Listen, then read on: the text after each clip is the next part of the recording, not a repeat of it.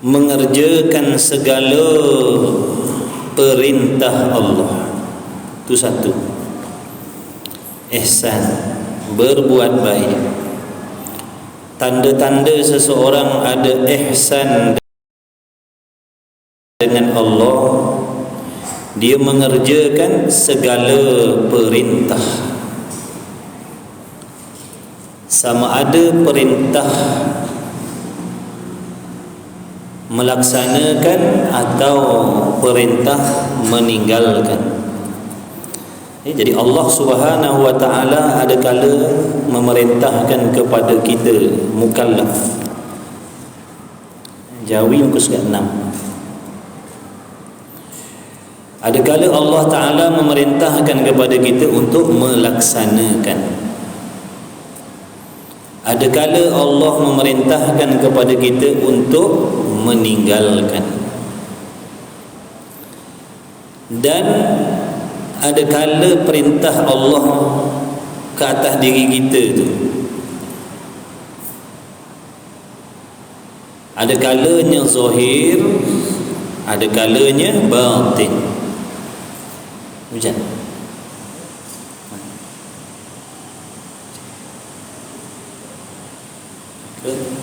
Kipas.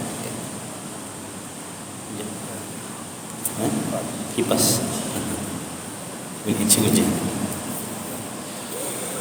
Jadi mengerjakan segala perintah Allah dengan makna apa yang Allah suruh pada zahir, kita laksanakan sekaliannya.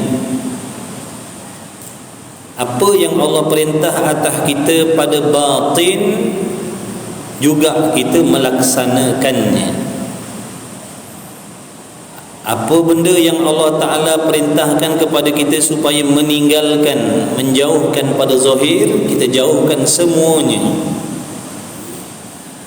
Apa perkara yang Allah perintahkan atas diri kita pada batin untuk meninggalkannya, maka kita buang semua dalam hati kita.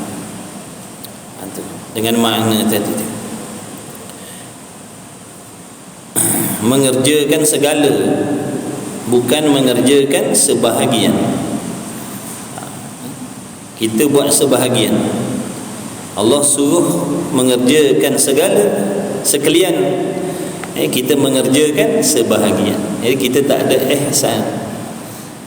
Kita tak ada ihsan. Kita belum masuk dalam golongan hamba Allah yang ihsan, yang muhsin. Muhsinin. Kalau nak jadi hamba Allah yang muhsin, yang berbuat baik, maknanya segala yang Allah perintahkan pada zahir semuanya kita buat. Kita tak pilih-pilih. Ni kita pilih-pilih. Sembahyang, ni tak lama nak Ramadan, kita puasa. Malamnya ada tarawih, tapi fardu ain kita tak ngaji. Yang sunat kita buat, yang wajib kita tinggalkan. Yang sunat penuh masjid, surau. Yang wajib lapang masjid. Mana-mana macam tu. Ibadat sunat ramai, yang Allah wajibkan lengang masjid. Itu akibat daripada tak faham tuntutan Allah. Tak boleh beza yang wajib dan yang sunat. Wajib, perkara yang Allah perintahkan ke atas diri kita sebagai perintah yang putus, yang muktamad. Tak boleh meninggalkan sama sekali, wajib. Kalau 10-10, yang sunat ni ada pilihan, nak buat boleh, tak nak buat pun tak ada masalah. Cuma bazir waktulah kalau tak buat. Tapi tak sampai tahap berdosa. Tapi kita selalu ditipu oleh syaitan dan nafsu yang menggalakkan kita membuat benda yang sunat-sunat dan terleka, terlupa yang wajib. Tengok bulan Ramadan ni, tarawih 7-8 saf, 10-12 saf. Ngaji fardu ain 5-6 orang. Dosa tak pergi tarawih?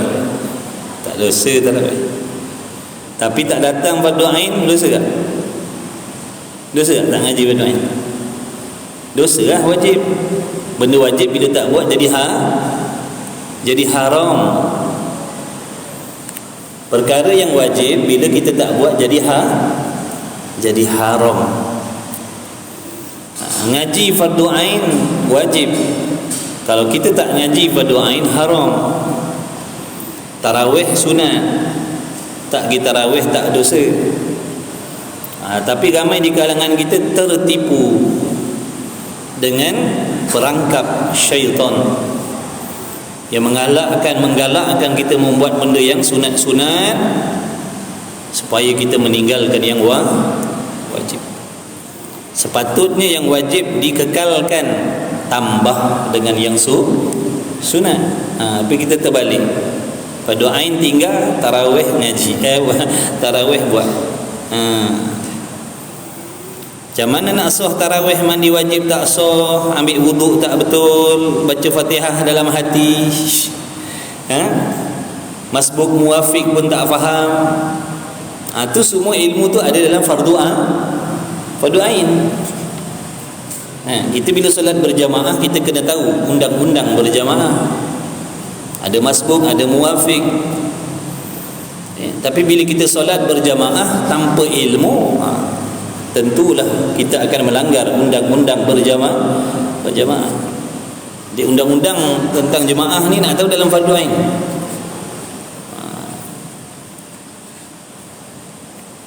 Sebab tu ngaji fardu ain, jangan tak ngaji fardu ain.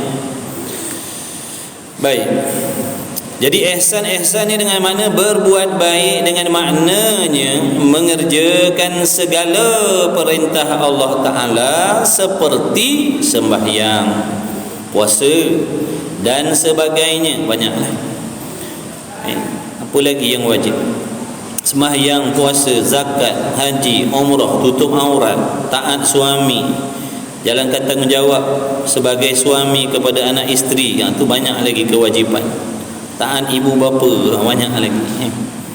Ngaji fardu ain, banyak lagi masuk dalam perkara yang menjadi kewajipan. Dan sebagainya daripada segala yang disuruh itu, buat kebaikan, buat taat tadi dengan elok. Apa maksud buat ibadat tadi dengan elok? Yang mencukupi segala syarat-syarat. Segala syaratnya cukup. Kalau solat cukup syarat, kalau puasa cukup syarat. Mana nak tahu syarat-syarat tadi? Dalam ilmu fardu ain. Itu tak ngaji fardu ain. Mana kita nak tahu syarat-syarat dia? Kita sembahyang, nak sembahyang tapi tak nak belajar fardu ain. Mana kita nak tahu syarat-syarat sembahyang? Rukun-rukun sembahyang mustahil kita boleh tahu dengan tak belajar.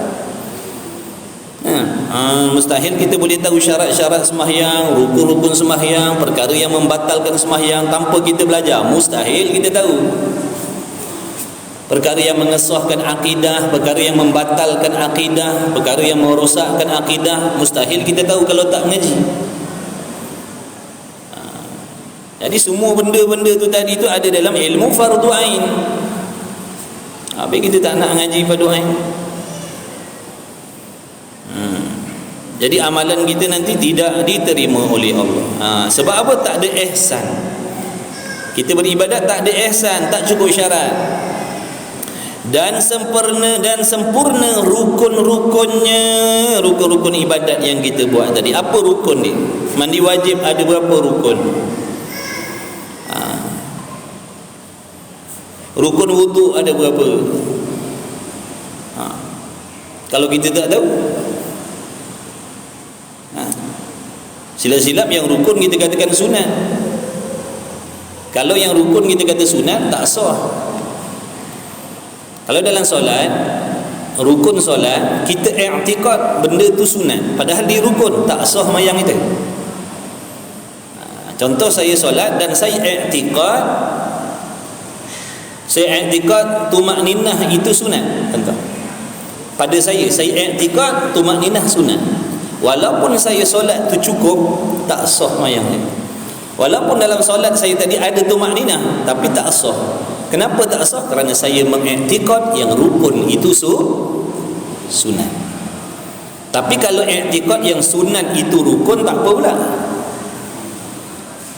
Kalau rukun ataupun perkara yang wajib dalam solat, kita iktikadkan perkara itu sunat, batal semayang. Tapi kalau yang sunat dikatakan wajib, sah semayang. Saya kata doa iftitah wajib, sah semayang.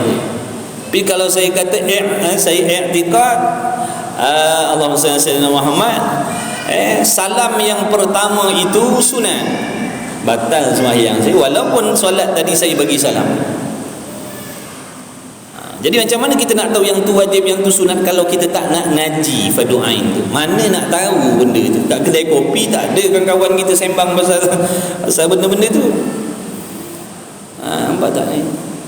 Jadi ramai di kalangan masyarakat kita yang menganggap fardu ain ni ilmu budak-budak kecil, ilmu budak tadika. Kita yang dah dewasa ni tak payah lagi dah nak belajar fardu ain. Tahap kita ni kena ngaji tafsir hadis banyak-banyak. Bukan tak boleh ngaji tafsir hadis, fardu ain tak lepas lagi. Jadi ngaji ni kalau tak kena dia punya cara, dia takkan sampai maksud ibadat kita. Nak Allah terima ibadat, nak dapat redha Allah, takkan dapat benda ni kalau cara mengajinya salah. Walaupun mengaji, ni cerita yang dah mengaji ni. Yang tak mengaji tak payah masuk dah. Yang dah mengaji, yang dah kuliah ni, salah cara cari ilmu, takkan sampai maksud. Syok sendiri je, syok sendiri, berasa macam amal kita dah betul. Bahaya. Jadi yang dikatakan ihsan ataupun orang yang ada ihsan dipanggil muhsinin ni, orang yang membuat segala yang disuruh oleh Allah, meninggalkan segala yang dilarang oleh Allah zahir batin, kemudian dia melaksanakan tu cukup syarat-syaratnya. Apa syarat sah semayang? Dia tahu, dia belajar, dia tahu syarat sah semayang gini-gini, syarat wajib semayang gini. Kemudian rukun-rukunnya pula begini. Seolah-olah mengerjakan dan menunaikan perintah Allah Ta'ala itu di hadapan Allah Subhanahu Wa Ta'ala. Jadi nak menceritakan, nak mensifatkan orang yang ada ihsan dengan Allah ni, dia buat ibadat tu seolah-olah macam dia nampak Tuhan. Macam mana kelakuannya? Kita buat perumpamaan beginilah. Macam mana kelakuan seseorang pekerja yang bekerja di hadapan majikan dia, yang mana dia sangat-sangat kenal majikan dia tadi. Bukan sekadar nama majikan dia, dia tahu sifat majikan dia, dengan tegasnya, dengan begininya, dengan begitunya, dengan cerewetnya, contohlah. Jadi bagaimana keadaan kita buat kerja, depan mata kita nampak majikan, dengan makna kita akan cuba sehabis baik, kita akan cuba buat sehabis sempurna seperti mana yang majikan nak. Kita akan cuba buat macam tu, dan kita akan usaha jauhkan daripada benda-benda yang majikan kita tak suka. Tapi majikan ni dia hanya tahu nampak benda zahir. Ni macam sekarang ni kita sedang duduk menuntut ilmu ni. Kalau adakah kita menuntut ilmu ni dengan ada ihsan ataupun tidak? Jadi ibadat tadi tak kisah sembahyang, puasa, zakat, haji, umrah, tak peduli. Sekalian perintah Allah Ta'ala tadi dia buat dengan elok, cukup syarat, cukup rukun. Seolah-olah kita buat tadi tu dengan apa tadi? Dia kata seolah-olah mengerjakan dan menunaikan perintah Allah Ta'ala itu di hadapan Allah Ta'ala. Allah tu siapa? Bagaimana ilmunya, bagaimana penglihatannya, bagaimana pendengarannya, bagaimana kudratnya, apa sifat Tuhan tu? Sama macam tadi, Kalau pekerja tu tadi dikenal betul-betul majikan dia, dia akan buat sehabis-habis baik. Apa yang majikan dia nak, dia akan cuba dapatkan. Apa yang majikan dia benci, dia akan usaha jauhkan. Tapi tu majikan dia hanya tengok zahir, tak sampai ke dalam hati. Walaupun pada zahir kita buat kerja sehabis baik, tapi hati kita merungut-rungut. Contohnya majikan tak tahu sebab ilmunya tidak seperti Allah. Jadi Allah ni bagaimana? Bagaimana keadaan hamba yang melakukan ibadat seolah-olah dia berada di hadapan Allah? Sudah tentulah dia akan berusaha membuat ibadat tadi sehabis-habis baik, sehabis-habis sempurna seperti yang Allah nak.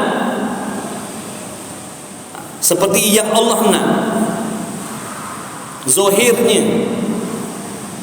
dan batinnya. Bukan sahaja zahir dia akan jaga, batin ni pun dia akan jaga. Sebab Allah Ta'ala itu mengetahui, melihat, mendengar kelakuan yang zahir dan yang batin. Jadi dia akan cuba apa yang Allah tak redha dalam ibadat tadi, apa yang Allah tak redha. Contohnya niat yang tidak ikhlas. Bukan sahaja zahirnya. Contoh kalau solat tadi, kalau solat bukan sahaja zahirnya, bacaannya betul, pakaiannya suci daripada najis, tubuh badannya suci daripada najis, kemudian tubuhnya suci daripada hadas kecil, hadas besar, masuk waktu, menutup aurat dengan betul, dengan sempurna seperti yang Allah suruh, bacaannya betul seperti yang Allah suruh, tumakninahnya, rukuknya, i'tidalnya, qiyamnya, khudu'nya, anggotanya tetap, pandangan matanya. Bukan itu sahaja, sempurna pakaiannya, wangi pakaiannya. Bukan itu sahaja, tartil bacaannya. Bukan itu sahaja, malah hati dia pun dia akan jaga daripada memiliki ataupun terdapat sifat-sifat yang dibenci oleh Allah. Tidak ada ujub dalam hati, tidak kagum dengan diri dia. Walaupun dia melakukan ibadat, dia tidak merasa kagum walau sedikit pun pada diri dia.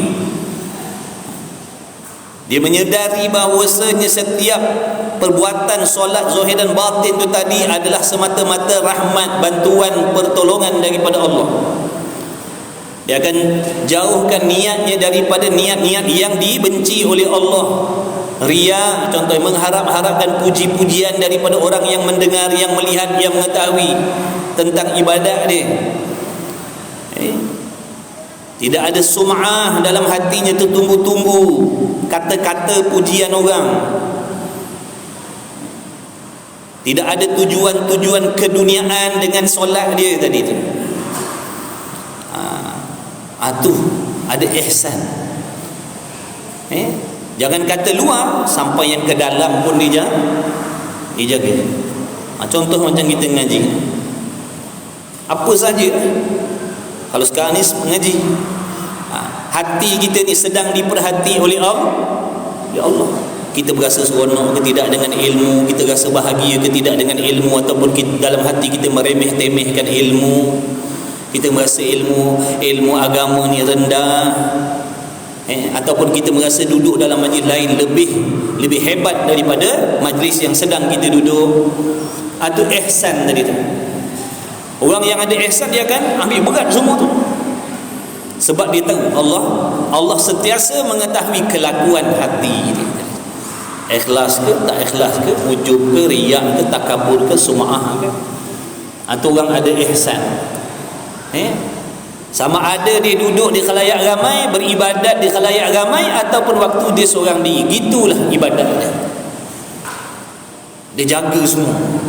Itu yang dimaksudkan tadi, seolah-olah beribadat di hadapan Allah. Seolah-olah. Bahkan kita ni sentiasa berhadapan dengan apa? Ilmu sentiasa kita ni berada di hadapan ataupun berhadapan dengan pengetahuan Allah, penglihatan Allah, pendengaran Allah. Dan apa yang kita buat ini semata-mata kehendak Allah. Dijaga zahir batin dia. Jadi kalau macam mana cara kita nak menyempurnakan ihsan ni? Ngaji tasawuf. Peranan ilmu tasawuf tu nak menyempurnakan ihsan ni. Kalau tak ngaji tasawuf takkan ada ihsan. Macam mana nak menyempurnakan syariat kita? Rukun iman, rukun Islam, ngaji fiqh. Itu peranan ilmu fiqh. Peranan ilmu fiqh tu belajar tentang sembahyang, puasa, zakat, haji, umrah tu. Mana nak tahu benda tu dalam rukun Islam tu kan? Mengucap kalimah syahadah, solat 5 waktu dan sebagainya tu. Tu mana nak tahu benda-benda tu? Fiqh, dalam fiqh cerita benda tu. Ngaji fiqh. Untuk nak menyempurnakan rukun Islam, ngaji fiqh. Dalam fiqh tu dia akan ajar bersuci, berwuduk, cuci najis, gini gitu, nikah kahwin semua tu. Nak puasa macam mana, niat macam mana, puasa sunat niat waktu bila, puasa wajib niat waktu bila, itu dalam fiqh sana. Jadi kalau kita nak menyempurnakan rukun Islam, ngaji fiqh. Tak ngaji fiqh takkan sempurna rukun Islam kita. Nanti kita solat, kadang-kadang tak cukup syarat rukun, langgarnya. Kalau solat berjemaah main langgarnya, masbuk muafiq pun kita tak tahu. Di tarawih tengok ramai yang tok imam tak sempurna takbir dah kat belakang. Tok imam baru Allahu akbar, belum ra' lagi. Belum nyebut ra' lagi, kat belakang dah Allah kat belakang. Tak sahlah. Syarat nak menjadi makmum ni, takbiratul ihram kita mesti selepas daripada sempurna takbiratul ihram imam. Ini tu imam tak sempurna takbir lagi, belum jumpa ra' lagi. Allahu akbar, belum jumpa ra' lagi. Allahu akbar tu kita dah Allahu akbar kat belakang dah. Tak sah. Kita pun tak tahu yang kita tu tak sah, kita pun teruskanlah mayat. Itu akibat daripada tak nak belajar.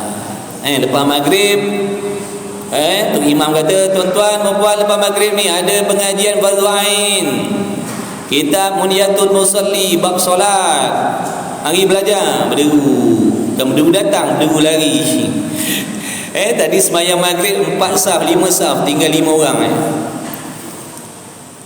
Lepas kan tu imam apa, Bilal lau azan Allahu akbar berderu datang balik.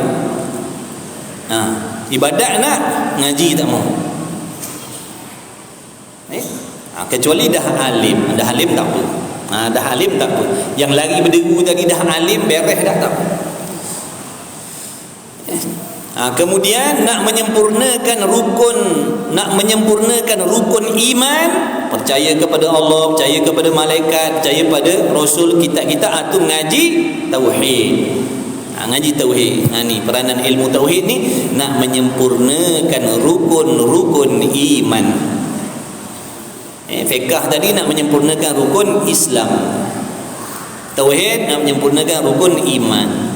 Tasawuf ni ihsan. Nak menyempurnakan ihsan, nak faham tentang ihsan, ngaji tasawuf. Penawar bagi hati, tu ta'limul aulad, minhajul abidin, kita hikam, banyak lagi lah. Untuk kita peringkat awam ni, penawar bagi hati tu besar lah, tak teramal lah. Penawar bagi hati tu, kata tu guru kita kalau ngaji penawar bagi hati tu beramal sungguh-sungguh, insya-Allah dia kata jadi wali dah. Kalau dapat amalkan penawar bagi hati tu, A to Z tu amalkan, jadi wali lah dia kata. Betul. Tapi kita jenis nak ngaji je, bukan nak beramal. Tu yang kita tak ada ambil peduli. Ngaji hikam, bagus lah, bukan tak bagus. Ngaji hikam, minhajul abidin, tapi mengumpat macam biasa, berdengki, berdendam macam biasa, sangka jahat dengan orang macam biasa. Tapi kalau tanya kita tasawuf, ngaji kita apa? Hikam. Yang dalam penawar bagi hati pun tak lepas lagi. Tapi tak salah nak ambil tahu. Cuma kita ni maknanya kita syok ngaji tapi tak pedulikan dengan tak beramal. Sedangkan nanti kita akan dipersoalkan oleh Allah, kenapa tak beramal? Orang lain tak tahu, kita Allah dah bagi tahu. Kenapa tak amalkan? Esok jadi hujah atas diri kita pula. Jadi kita ngaji ni jangan seronok. Kena ada rasa risau, takut, bimbang sebab banyak benda Allah dah bagi tahu kita tak amalkan. Jangan rasa seronok, kita dah ngaji pagi petang siang malam banyak kuliah, konon-konon selamat dah. Kalau tak amalkan habis dah kita. Di antara kesesatan yang besar ialah berilmu tapi tidak beramal. Itu di antara kesesatan, berilmu tapi tidak beramal. Dan kesesatan yang lebih besar daripada itu, beramal tanpa ilmu. Beramal tanpa ilmu lagi besar, 2 kali ganda kecelakaan yang akan menimpa diri kita. Tapi kalau berilmu tak beramal pun kecelakaan juga bagi diri kita. Jadi tak boleh lari. Tak boleh lari ya kita.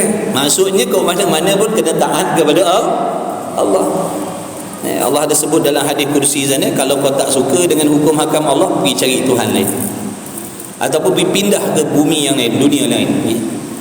Kalau tak suka dengan undang-undang Allah, tak suka dengan syariat Allah, pergi cari Tuhan yang lain.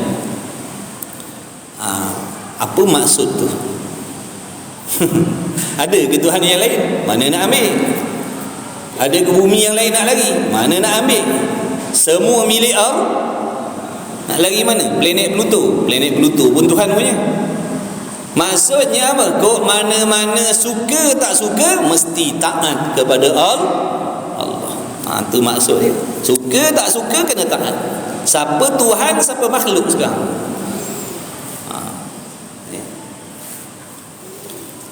Sampai Allah ancam, siapa tak suka dengan syariat Allah, pergi berambuh cari Tuhan lain. Allah pun tak redha jadi hamba dia. Na'udzubillah min zalik. Jadi nak ada ihsan ni kena ngaji tasawuf. Ngaji tasawuf jangan jadi Wahabi. Wahabi dia anti tasawuf.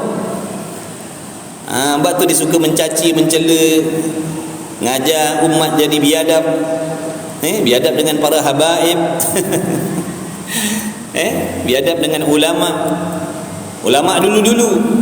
Imam Syafi'i diperlekehkan. Dia tak ngaji tasawuf. Dia tak ada ihsan, tak ada adab. Sebab tu kalau kita terpengaruh dengan pahaman ni, kita akan jadi umat yang biadab. Dia biar bodoh asal beradab, daripada pandai kurang ajar. Memperlekehkan ulama besar dulu-dulu, biadab lah tu. Kita ngaji 3 tahun ni, 4 tahun ni. Imam-imam mujtahid dikatakan tak betul. Tu kan biadab. Tak sedar diri. Sebab apa tak ngaji tasawuf? Sebab tu tak takut. Tak takut. Berasa lebih alim daripada Imam Syafi'i, berasa lebih alim daripada Imam Ghazali. Sebab tu jauhkanlah diri daripada pahaman tu. Kena pahaman tu habis. Sebelum kena baik beringat. Sebab tu dia orang anti majlis zikir. Dia memang anti majlis zikir. Sebab zikir ni, tariqah ni cabangan daripada tasawuf. Sebab tu dia anti. Dia akan cari alasan-alasan untuk nak mengajak masyarakat jauhkan benda-benda. Dikatakan khurafat lah, beginilah, begitulah. Orang awam ramai tak mengaji, mudah dijadikan ulaman. Habis. Dan sempurna rukun-rukun seolah-olah mengerjakan dan menunaikan perintah Allah Ta'ala itu di hadapan Allah Ta'ala.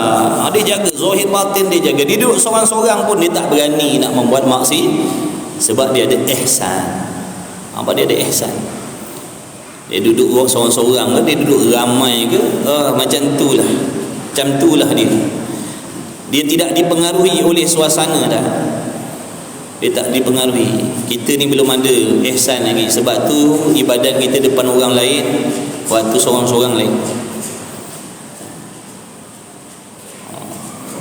Depan orang lain cara kita ibadat, seorang-seorang lain cara kita ibadat. Sebab kita tak ada ihsan. Tak ada ihsan. Orang ada ihsan betul-betul, dia zahir bermakna dia depan orang dia seorang-seorang macam itulah dia. Nak tengok dia seorang-seorang ibadat macam mana? Macam mana kita nampak dia ramai-ramai tu, macam itulah. Sebab dia ada ihsan. Dia jaga, sentiasa dia jaga, dia kawal. Kalau terjatuh dalam maksiat, cepat kembali bertaubat kepada Allah. Dia tak simpan lama. Nak kata tak jatuh maksiat, dah jatuh. Sebab dia manusia. Tapi beza dia dengan kita bila jatuh dosa, kita buat jeruk, kita buat perasam, tersimpan dulu. Orang-orang ni dah, kalau tergelincir, cepat waktu tu juga bertaubat kepada Allah. Orang ada ihsan macam sahabat lah. Sahabat-sahabat radhiyallahu ta'ala anhum, ada kala mereka terjatuh dalam maksiat tapi tak tunggu ke petang. Waktu tu jatuh, waktu tu juga selesai daripada dia terjatuh dalam maksiat tu, waktu tu juga bertaubat kepada Allah. Tu ciri-ciri orang yang adil. Kita fasik. Di antara benda, di antara sebab boleh jadikan kita fasik, tidak bertaubat daripada dosa-dosa besar dan mengekali melakukan dosa kecil. Dan memandang remeh dengan dosa kecil. Alah, dosa kecil je ni. Hukum cakap macam tu dosa besar. Alah, tengok-tengok orang perempuan ni, alah dosa kecil je. Hukum cakap macam tu dosa besar jadi. Tang mana dosa besar tu? Tang meremehkan dosa kecil tadi. Bila kita meremehkan dosa kecil, hukumnya dosa dosa besar meremehkan dosa kecil tu. Alah, dosa kecil je, tu meremehkan dosa kecil tu. Hukumnya dosa besar tu, cakap macam tu. Dia tak gugur dengan kita ambil wuduk bersedekah. Dosa besar ni ingat, dosa besar takkan gugur dengan bersedekah, dengan semayang. Dosa besar hanya gugur dengan bertaubat yang cukup syarat.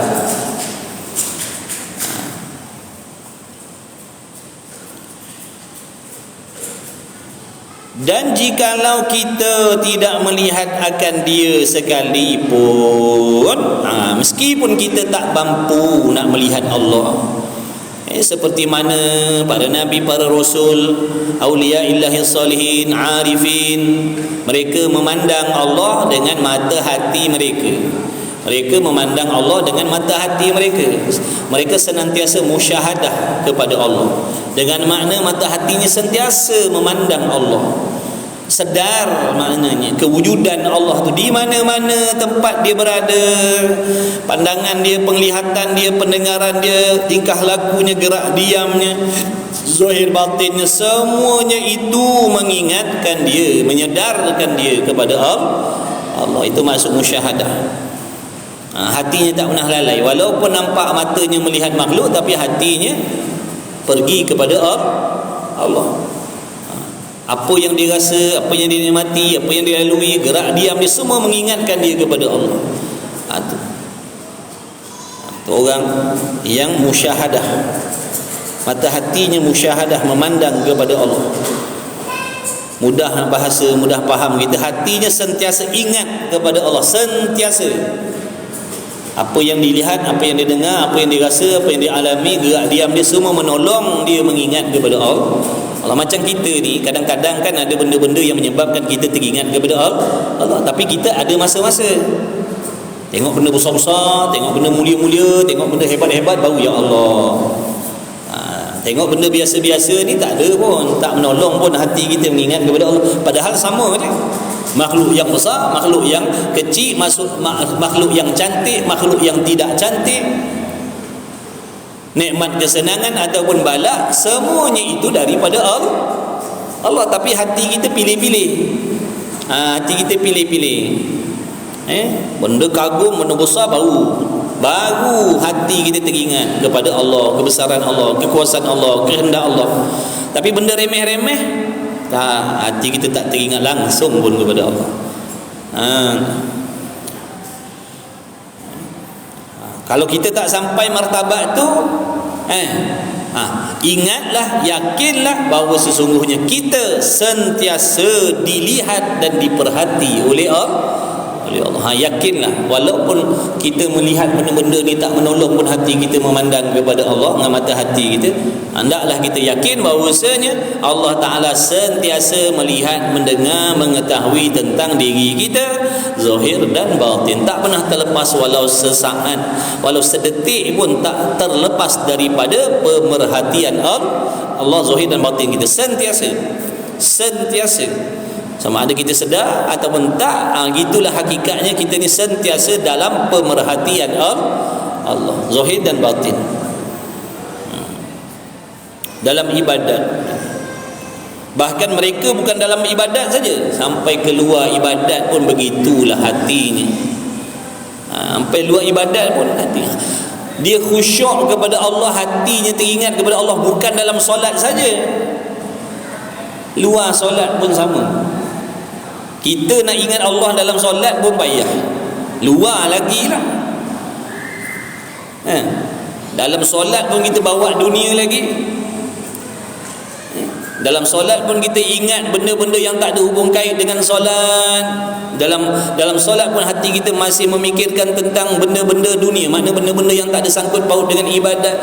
Bahkan dalam solat ni tak boleh mikir selain daripada Allah, kebesaran Allah, kekuasaan Allah, dan benda-benda yang bersangkut paut dengan urusan solat. Ibadat lain tak boleh, tak berhak nak duduk dalam hati kita waktu kita solat. Tengah-tengah solat duduk sibuk mikir tentang umrah, tengah solat duduk sibuk mikir tentang ibadah haji dah. Ibadat lain pun tak berhak duduk dalam hati kita waktu kita solat, apatah lagi benda dunia. Dalam solat kita mikir, nak pergi haji dah ni, tak lama nak pergi haji, nanti kalau haji aku nak pergi gini, aku nak buat gini, nanti kat padang Arafah nak gini. Nanti ni tak lama nak bulan puasa ni, nanti puasa nak gini, malam nak pergi tarawih gini. Dalam solat kita mikir tentang ibadat yang lain dah, itu tak khusyuk. Tak khusyuk tu. Walaupun memikirkan tentang ibadat, apatah lagi mikir tentang dunia, harta, pangkat, jawatan, anak, bini. Dalam solat mikir bini, dalam solat mikir anak, solat mikir laki. Jadi mari kita bedah siasat kita punya ibadat biar nampak silap salah kita. Jadi tak payah kita nak berasa dah sempurna. Jangan berasa aman.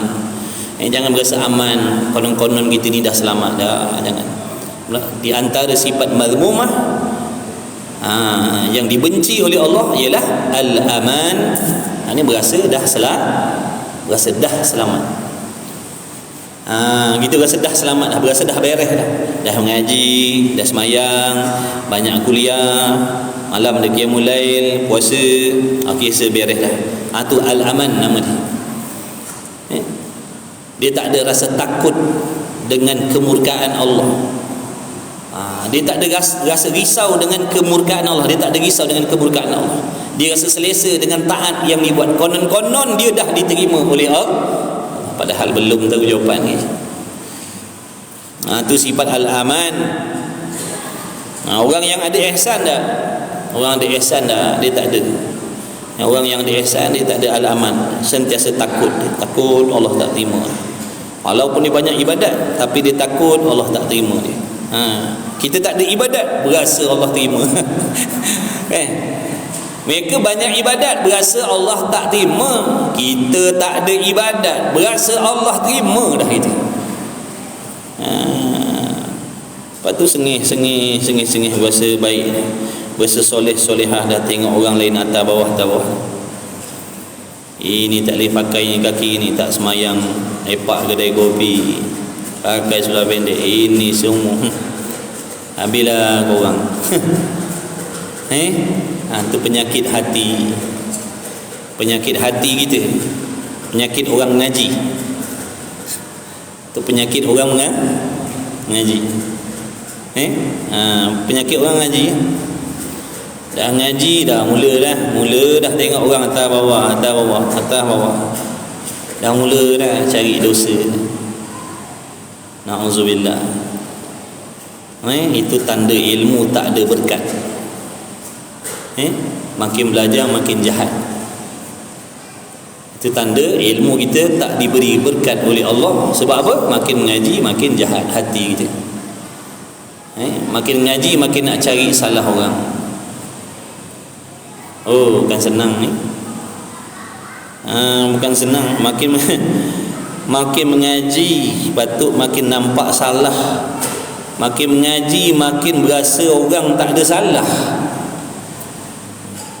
Makin mengaji makin berasa orang tak ada salah. Itu sepatutnya. Kita makin mengaji makin berasa orang banyak salah dengan kita. Allah. Tertipulah kita. Orang yang redha, tengok orang yang betul redha tu, dia tak ada nyalah dengan orang. Apa berlaku dia salahkan diri dia tak peduli. Dia takkan menyalahkan orang sekali-kali. Apa pun, apa yang berlaku, musibah atas diri dia, yang sampai pada diri dia, maksiat diri dia, dia tak salahkan orang, dia salahkan diri dia. Kita cuba cari salah orang.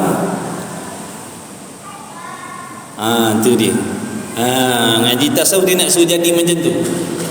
Tasawuf ni dia nak suruh ngaji, nak suruh jadi macam tu.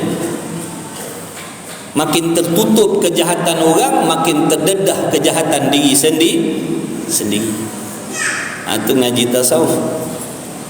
Kalau makin ngaji makin nampak dosa orang, ini masalah ni.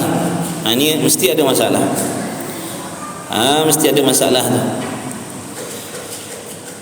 Dan ihsan ini syarat bagi kesempurnaan agama Islam juga. Maksudnya kalau kita tak ada ihsan ni dalam hati kita, tak ada ihsan tadi tu, faham dah kan? Ihsan ni tadi berbuat ibadat seolah-olah melihat Allah, dengan makna jaga segala serba-serbi, buat seperti yang Allah nak dan jauhkan apa yang Allah tak suka, zahir dan batin. Ringkas faham daripada muhsin tadi tu, ihsan orang buat baik. Apa itu dibuat perumpamaan seolah-olah melihat Allah, buat ibadat seolah-olah melihat Allah. Makna dia akan ikut spek habis-habis. Dia akan cuba Allah nak macam mana, Allah suruh macam mana, macam itulah dia cuba buat. Yang Allah benci apa? Apa yang Allah benci, apa yang Allah tak redha, dia usaha jauhkan benda tu. Kalau dia terbuat, cepat-cepat dia minta ampun, minta maaf dengan Allah. Dia jaga zahir batin dia macam tu. Itu muhsin. Kalau tak adalah benda tu pada diri kita, ihsan ni, maka Islam yang ada pada kita ni tidak tak sempurna. Bukan tak beriman dah. Bukan tak beriman, tidak sempurna. Makna agama Islam kita ni tak sempurna. Walaupun kita orang Islam tapi tak sempurna. Sebab apa tak sempurna? Tidak ada ihsan. Jadi nak menyempurnakan Islam mesti ada ihsan. Mesti ada ihsan. Wajib kena ada ihsan kalau nak sempurnakan. Kalau tak ada, kita tak peduli tak nak ngaji tasawuf Kita boleh sembahyang, boleh puasa, boleh buat macam-macam ibadat, tapi kita tak ada ihsan, maka Islam yang ada pada kita itu tidak sempurna. Padahal Islam ni barang nak bawa balik akhirat ni. Islam ni nak bawa balik akhirat. Islam ni nanti nak pakai selama-lamanya selepas mati. Adakah tak perlu sempurna? Sedangkan benda-benda dunia yang bersifat sementara ni pun kita nak sempurna. Rumah nak sempurna, kereta nak sempurna, gaji nak sempurna. Padahal kita tahu kita akan tinggalkan, pun kita nak sempurna. Ni lebih-lebih lagi Islam kita nak bawa balik selepas daripada mati besok. Adakah tak perlu sempurna? Adakah kita tak cerdik Adakah kita tak cerdik? Adakah kita tak waras? Benda yang sementara nak sempurna, benda yang kekal tak perlu sempurna. Adakah kita tidak waras? Kalau waras, kalau kita tak gila, maknanya waras, berakal, sudah tentulah kalau yang tak sempurna nak sempurna, kalau yang tak kekal nak sempurna, yang bersifat kekal lebih-lebih lagi lah nak itu baru kata waras, itu baru kata berakal. Itu yang Allah sindir kita tu, afala ta'qilun, afala ta'qilun, adakah kau tak berakal, adakah kau tak berakal. Tapi tindak tanduk kita tu macam tak berakal, macam tak waras, macam tak waras. Tapi bukan gila dah, waras, tapi tindakan kita, kelakuan kita atas dunia macam tak waras. Tujuan hidup kita pun dah kita jadikan sampingan. Tujuan kita dihidupkan oleh Allah, kita jadikan sampingan. Mentaati perintah Allah tu, beribadat tu pada kita dah jadi sampingan, sambilan. Yang utamanya matlamat hidup, harta, pangkat, jawatan, kesenangan, keselesaan. Ni makna dah terbalik dah. Matlamat hidup kita dah terbalik. Hidup kita dah rosak dah. Hidup kita dah rosak sebab matlamat hidup kita dah lari. Matlamat kita dihidupkan oleh Allah dah lari. Cari kesenangan, kekayaan, pangkat, jawatan, keselesaan, ini nombor satu. Ini yang kita kejarkan. Ada pun yang namanya taat, ibadat, ini sampingan, ini sambilan. Ada masa baru kita beribadat, ada masa baru mengaji, ada masa baru ibadat. Kalau tak ada masa, tak adalah ibadat. Tapi yang namanya mencari keduniaan, keselesaan, ini mesti. Ini tiap-tiap hari kita akan cari, tiap-tiap hari kita akan buru, tiap-tiap hari kita akan buat. Maknanya dah terbalik dah. Hidup kita ni dah terbalik matlamat. Yang Allah suruh nombor satu, kita dah belakangkan. Tidak aku ciptakan jin dan manusia melainkan supaya mereka itu mengabdikan diri, beribadah kepada Allah, taat kepada Allah, buat apa yang disuruh, tinggal yang dilarang. Itu yang nombor satu, itu matlamat hidup kita. Tapi kita dah jadikan benda itu sampingan. Nanti-nantilah, kalau ada masa nanti barulah taat kepada Allah, buat yang disuruh, tinggal yang dilarang. Sekarang matlamat cari harta, pangkat, jawatan, kesenangan, kekayaan, penghormatan, puji-pujian, pandangan makhluk, ini nombor satu. Itu yang berlaku. Marilah sama-sama kita baiki, betulkan balik hidup kita, betulkan balik cara hidup kita atas dunia. Sama-sama kita baiki cara hidup kita dan anak bini kita. Kita dan anak bini kita betulkan balik. Sebab cara hidup kita atas dunia ni dah rosak. Dah rosak.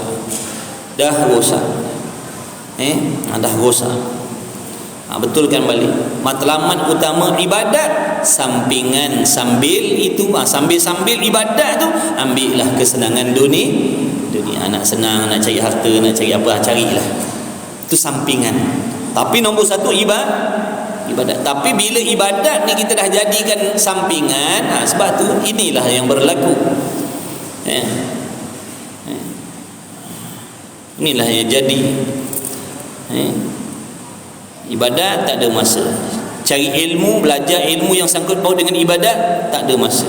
Nanti ada masa lapang. Tapi cari dunia yang sebenarnya sampingan tadi, ini sentiasa kita bagi masa kita. Lebih masa kita bagi. Sehingga satu minggu 168 jam, kita nak bagi 4 jam untuk belajar ilmu yang wajib pun kita tak ada waktu nak bagi. Punya bakhilnya kita dengan masa itu tadi. Punya bakhilnya kita dengan masa, sehingga 4 jam pun kita tak sanggup nak bagikan untuk ilmu yang menolong ibadat kita. Padahal satu minggu Allah bagi 168 jam. Habis kita belanjakan 168 jam ni semua untuk urusan dunia. Cuba ambil 1 jam seminggu, sejam ngaji tauhid, sejam tasawuf, sejam fiqh, sejam betulkan bacaan Quran kita, khususnya bacaan dalam solat. 4 jam seminggu, ada 164 jam lagi. Cari dah dunia tonggang terbalik. Tapi dia punya rakus tu tak cukup. Rugi ni kalau bagi 4 jam ni, rugilah aku dunia tu. Tengok tu, bila nafsu syaitan dah menguasai, dunia dah menguasai, sayang kita nak bagikan masa tadi dah. Tapi kita tak sayang nak bagikan masa untuk mencari benda-benda yang tak ada hubung kait dengan ibadat. Tengok racun dunia tu. Racun dunia tu. Cepat-cepat cepat-cepat gitu. Cepat-cepat gitu. Jangan lengah-lengah, jangan toleh kiri kanan dah. Betulkan balik. Allah Maha Pengasih, Maha Penyayang, Maha Pengampun. Allah tahu kita ni lemah, leka, lupa, lalai. Sebab itulah Allah sampaikan benda ni pada telinga kita. Allah yang menyampaikan, bukan saya. Allah yang menyampaikan pada telinga-telinga kita dan telinga-telinga hati kita. Sebagai tanda Allah masih sayang kepada kita, sebagai tanda Allah masih lagi peduli kan kita. Sebagai tanda alamat Allah nak tolong, nak selamatkan kita. Tapi kalau kita palingkan muka daripada apa yang Allah ingatkan, habislah kita, binasa dah kita. Ingat Allah Ta'ala tu bersifat Jabbar. Nama dia Jabbar. Dia sangat-sangat mengerasi. Kalau dia nak, tak ada siapa boleh tahan. Kena ingat. Di sebalik Al-Latif, di sebalik dia tu bernama Latif, lemah lembut, jangan lupa ada nama dia yang menunjukkan sifatnya Jabbar, maha keras, maha memaksa. Dia kalau disesatkan, sesatkan. Kalau dia tutup hati, habislah. Khatamallahu ala qulubihim. Tak ada siapa boleh buka. Allah pekakkan telinga kita daripada dengar agama. Takkan seorang pun mampu nak menyampaikan agama pada telinga kita. Itu sifat dia Jabbar. Dia maha keras, tapi dia maha lembut. Tapi jangan tertipu. Kata Imam Ghazali, jangan tertipu dengan kita. Maksudnya jangan terpersona, tertipu, leka, lupa, lalai dengan lemah lembut Allah. Kena ingat juga Allah Ta'ala itu bukan sahaja dia bersifat lemah lembut, dia maha keras dan dia maha memaksa. Tengok waktu dia nak cabut nyawa, sesaat pun tak berundur. Dia tak peduli. Jadi kita kena waspada. Bukanlah syarat bagi sah agama Islam, bukan dengan makna siapa tak ada ihsan tidak sah Islam, bukan begitu. Siapa yang tak ada ihsan dia tidak Islam. Dah, dia Islam. Siapa tak ada ihsan dia bukan Muslim, dia bukan Muslimah. Tidak, dia tetap Muslim, dia tetap Muslimah walaupun tak ada ihsan, tapi dia Muslim Muslimah yang tidak sempurna. Kalau nak kena ada ihsan, kena usahakan ngaji tasawuf. Dan orang yang tidak mengerjakan bukanlah syarat bagi sah agama Islam, bukan syarat nak meluluskan agama Islam. Kenapa? Kerana syarat nak meluluskan agama Islam kita di sisi Allah adalah iman. Iman, pegangan kepercayaan yang betul, i'tiqad akidah yang betul. Ini yang nak mengesah, meluluskan sama ada kita Islam di sisi Allah ataupun kita tidak Islam di sisi Allah. Jadi yang nak menentukan seseorang itu dia Islam di sisi Allah atau tidak, kembali kepada akidah dia, pegangan dalam hati, iman dia. Kalau betul akidah, betul iman, sahlah Islam. Kalau salah pegangan, salah akidah, dia tidak Islam di sisi Allah, walaupun di dunia dia berkelakuan seperti orang Islam. Walaupun dia semayang, dia puasa, dia zakat, haji, umrah, tarawih, qiyamul lail, tunggu Lailatul Qadar. Tapi rupa-rupanya dia bukan Islam di sisi Allah. Sebab apa dia bukan Islam? Kerana imannya salah. Boleh faham tak? Islam atas dunia senang, mengucap je sudahlah. Mengucap dia asyhadu la ilaha illallah wa asyhadu anna Muhammadar Rasulullah. Orang Islam lah. Gilah bawa jabatan agama, daftarlah. Kalau dia bukan orang Islam lah asalnya, dia syahadah je la ilaha illallah Muhammadur Rasulullah, gilah daftar. Sah dah tu dia orang Islam atas dunia ni. Kena jaga dia, kena hormati dia, kena muliakan dia, kena kasih macam orang Islam lain. Tapi sisi Allah bukan. Sisi Allah bukan semata-mata sini. Kenapa tu? Nak membezakan dengan golongan kafir munafik. Kerana kafir munafik di sini dia mengaku Allah Tuhan, Muhammad Rasul, tetapi pegangan dia macam mana? Dia tak percaya Tuhan, dia tak percaya Muhammad.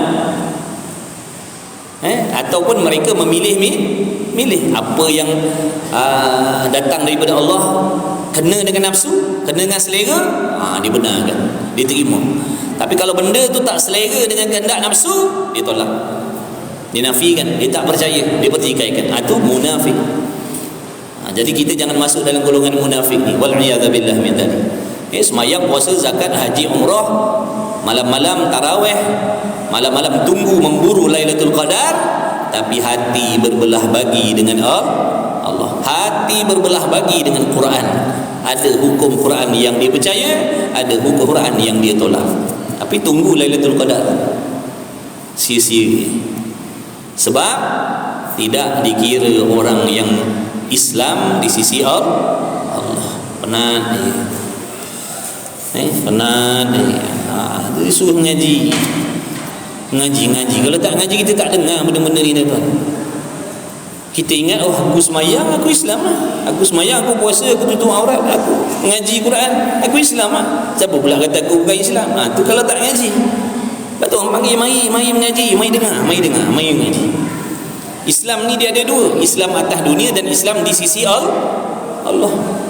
Islam atas dunia cukup dengan syahadah, Islam sisi Allah tak cukup dengan syahadah. Kena hatinya bulat, yakin, percaya dengan Allah. Kepercayaan dan pegangan dia dalam hati terhadap Allah mesti betul, mesti tepat, mesti seperti yang Allah suruh. Begitulah juga kepercayaannya kepada Rasul, mesti seperti mana yang Allah suruh, yang Rasul suruh. Kalau lawan, Allah suruh percaya dalam hati lain, kita percaya lain, maknanya jadilah tadi golongan munafikin. Walaupun zahirnya dimandikan, dikafankan, disolatkan, ditanam di tanah perkuburan orang Islam, itu hukum dunia. Hakikat rohnya bersama orang kafir. Na'udzubillah. Minta jauh lah. Ngajilah, ngaji. Bila kita ngaji nanti baru kita nampak bahaya ibadat. Bila kita mengaji baru kita nampak bahayanya jalan ibadat ni, bahaya. Seperti yang Imam Ghazali kata tu, bukan mudah nak sampai ke syurga tu, nak dapat redha Allah, nak Allah terima amal, bukan mudah seperti yang kita sangkakan. Sebab tu suruh belajar, dengarlah, baru kita tahu betapa rumitnya. Kalau Allah tak tolong, Allah tak selamatkan, Allah tak bimbing, habislah kita. Habislah kita. Mari belajar, mari dengar, baru tahu ibadat tu macam mana. Ibadat tu macam mana? Yang kata ibadat yang Allah Ta'ala kata tidak aku ciptakan jin dan manusia melainkan supaya beribadat. Ibadat yang macam mana tu? Mari mengaji, baru tahu ibadat yang macam mana sebenarnya. Sama tak dengan apa yang kita faham selama ni? Yang kita faham asalkan buat lah. Itu yang kita campur-campur lah. Yang haram pun buat, yang wajib pun buat. Tu kita campur sebab kita faham ibadat ni macam tu. Pernah ditanya kepada seorang aulia, apa yang kau nak katakan pada dua orang pemuda ni? Seorangnya banyak ibadat, sedikit maksiat. Seorang lagi sikit maksiat, banyak ibadat. Kata ni, dua-dua belum tentu selamat lagi. Dua-dua ni belum tentu selamat lagi. Yang banyak ibadat, sikit maksiat, yang sikit maksiat, banyak ibadat, dua-dua ni belum tentu selamat lagi.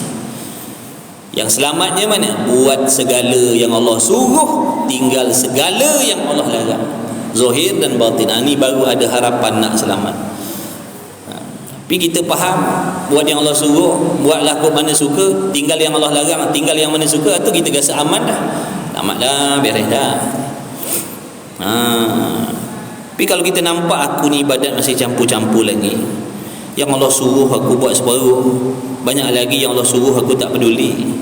Semayang-semayang dah tapi aurat aku tak jaga lagi dengan betul, contoh.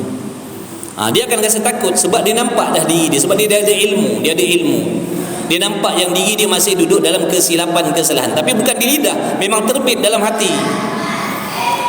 Kita ni kadang-kadang cakap di lidah je, kita ni takutlah kepada Allah, kita ni banyaklah, yalah kita ni banyak dosa, banyak sebenarnya bohong.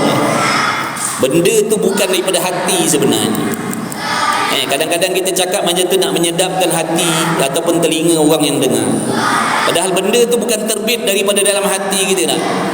Kita kata kita ni banyak dosa, kita ni banyak dosa, banyak maksiat, masih jauh lagi dengan Allah. Rupanya sini je, tak sampai pun, tak lepas sini pun. Tu kata lidah kita ni banyak bohong. Lidah kita banyak bohong.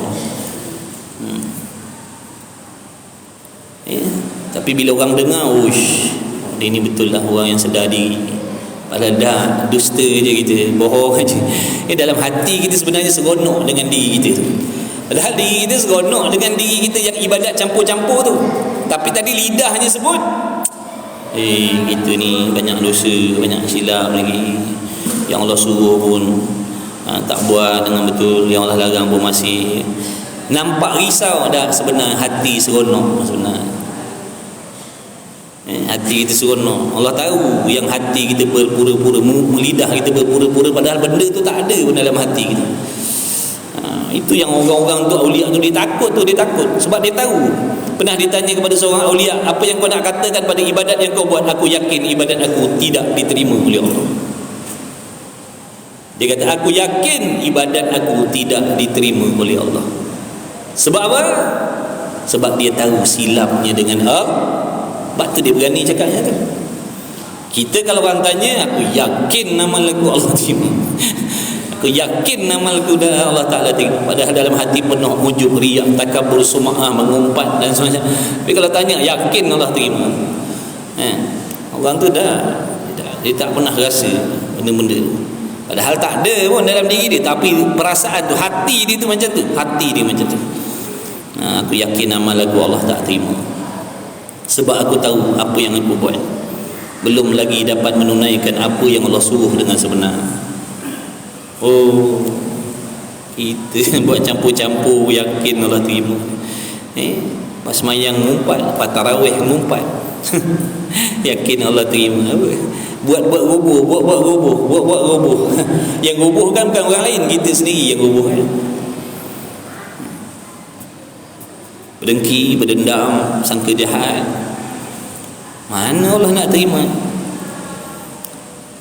Sikit lagi.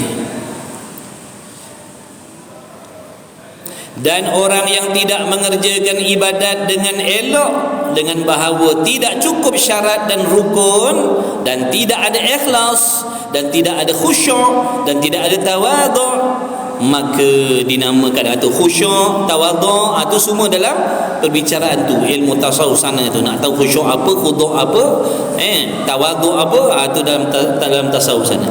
Dan tawadhu' maka dinamakan dia orang yang tidak berbuat elok. Kalau tak ada benda-benda tadi, tak masuk lagi dalam golongan orang yang ada ihsan.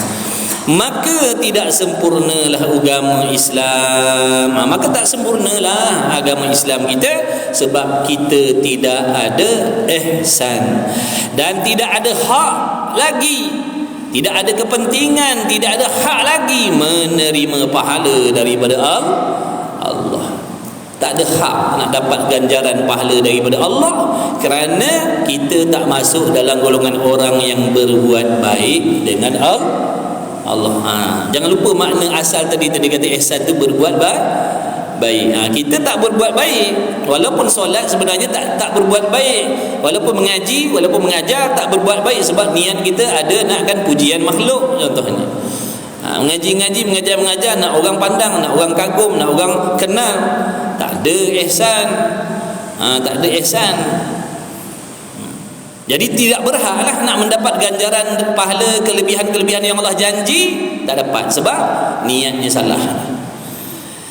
Sabda Nabi sallallahu alaihi wasallam daripada Sayyidina Umar ibn al-Khattab berkata, "Ya bainama nahnu julusun 'inda Rasulillah sallallahu alaihi wasallam ذات يوم إذ طلع علينا رجل شديد البياض الثياب شديد السواد الشعر لا يرى عليه أثر السفر ولا يعرفه منا أحد حتى جلس النبي صلى الله عليه وسلم فأسند ركبتيه إلى ركبتيه ووضع كفيه على فخذيه وقال يا محمد أخبرني عن الإسلام فقال رسول الله صلى الله عليه وسلم أن تشهد أن لا إله إلا الله وأن محمد رسول الله وتقيم الصلاة وتؤتي الزكاة وتصوم رمضان وتحج البيت أن استطعت إليه سبيلا قال صدقت فعجبنا له يسأله ويصدقه قال أن تؤمن بالله وملائكته وكتبه ورسله واليوم الآخر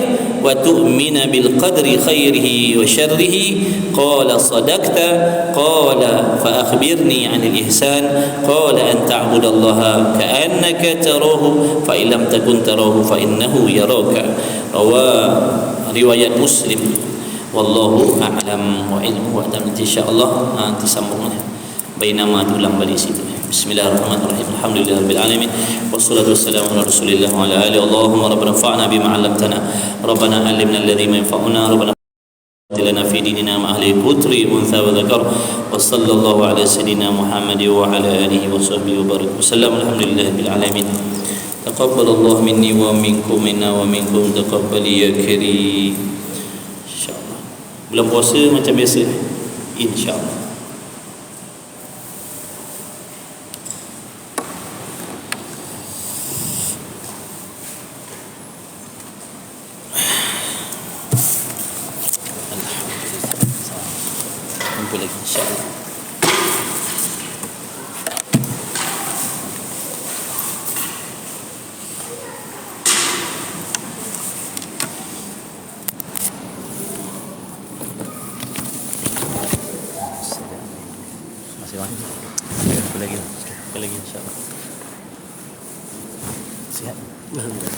Salam.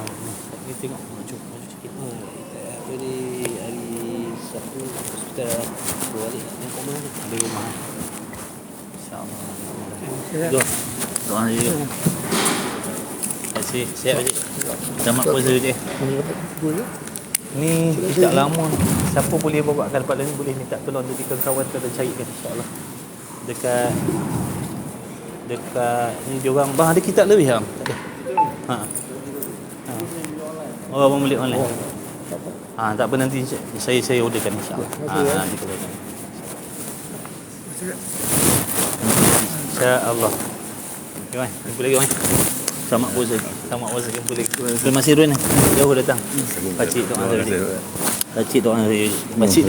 Pakcik doa saya insya-Allah. Terima kasih, mai. Jumpa lagi. Jumpa lagi insya-Allah. Selamat puasa. Jumpa lagi insya-Allah. Jazakumullah khairan. Barakallahu fiik. Insya-Allah. Jumpa lagi. Jumpa lagi. Terima kasih, mai. Ada akikah bang, ada akikah. Bila? Ni? Oh, mana? Susuk duku, abang. Oh, okey. Okey bang, assalamualaikum. Terima kasih. Insya-Allah. Jumpa lagi. Nanti beli kitab kat mana? Dekat Salam. Ni. Dia Farabas. Ringgit. Dekat Salam apa? Ibn Saleh. Ayah kita Saleh lah kan? Dia bukan dekat Melaka Central dia? Agak dulu lah. InsyaAllah. Tak tahu aku dah balik. Dia orang ada cerita dia beli. Tadi kau buat biasa ni mana? Dah. Hari Jumaat baik. Hari Khamis akan malam. 11 yang tu lah. Mana depan ni? Ngetek. Tanjung Mendara kan mana Tanjung Mendara malam ke siang? Malam. Oh, malam Tanbihul Ghafilin. Tapi dah ujung-ujung. Tanbihul Ghafilin dengan Misbah Munir kak? Habis kita tu tak? Mana? Habis kita tu Tak tahu lagi. Mungkin baca taklim, taklim ke. Tak ada adab. Saya, jom kita dah lambat ni. Salam pak cik. Salam abang. Salam lah abang. Salam abang. Bye. Salam abang ni. Salam abang ni. Wali. Salam ni. Atuk. Okey, jumpa lagi dah. Bye. Okey, jumpa lagi ya. Assalamualaikum. Ya, okey. Okey, duduk mana tu? Orang mana? Satu. Kamu tak buka sini? Ya, kamu makan pasal tu. Dulu ada masjid Kamu Cina panggil tak ada masa kosong. Okey Encik. Assalamualaikum.